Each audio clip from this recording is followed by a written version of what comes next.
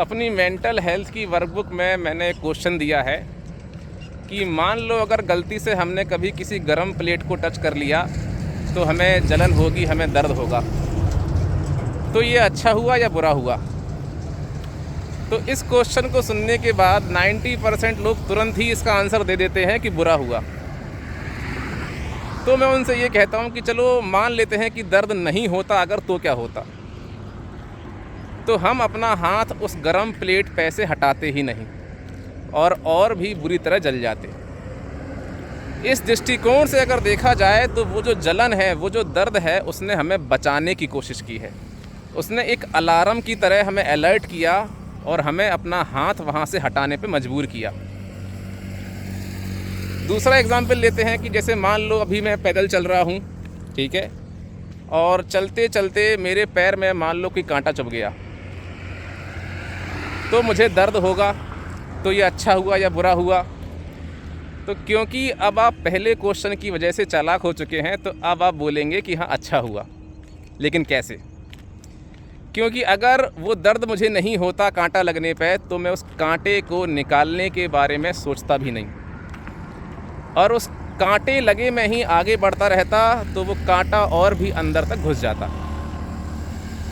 वो उस कांटे लगने का जो दर्द था, उसने मुझे मजबूर किया उस कांटे को बाहर निकालने के लिए, यानी कि उस दर्द ने मुझे बचाने की कोशिश की है फिर से। तो इस दृष्टिकोण से अगर देखा जाए तो हम ये कंक्लूड कर सकते हैं कि दर्द जो है वो फ़ायदे के लिए होता है। प्रकृति ने दर्द जो बनाया है वो हमारे फ़ायदे के लिए ही बनाया है। लेकिन हम इतने बड़े मूर्ख हैं कि जो हमें बचाने का काम करता है, यानी कि जो हीरो है, हम उसी को विलन मानते हैं। अब ये हमने कहाँ से सीखा कि दर्द जो है वो बुरा है? ये हमें सिखाया गया, सोसाइटी ने सिखाया। मूवीज़ के माध्यम से सीखा, गानों के माध्यम से सीखा कि भाई दर्द जो है हमेशा नेगेटिव पर्सपेक्टिव में ही देखा गया है।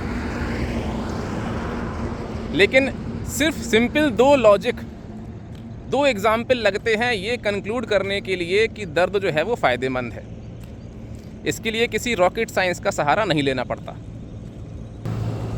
अब अगर इसी तर्क को आगे खींचा जाए तो अगर शारीरिक दर्द के फ़ायदे हो सकते हैं, तो ऐसे ही हो सकता है कि मानसिक दर्द, जैसे कि डर लगना, घबराहट होना, बेचैनी होना, एंजाइटी, डिप्रेशन, ये जो साइकोलॉजिकल दर्द हैं, ये भी हो सकता है प्रकृति ने हमारे फ़ायदे के लिए बनाए हों, लेकिन हम उसको समझ ना पा रहे हों। जैसे कि हम शारीरिक दर्द को बुरा मानते हुए आए थे, ऐसे ही हो सकता है कि मानसिक दर्द के भी बहुत सारे फ़ायदे हों, लेकिन हम समझ ना पा रहे हों। हो सकता है कि ये भी एक तरह का हीरो हो, लेकिन हम इसे विलन मान रहे हों।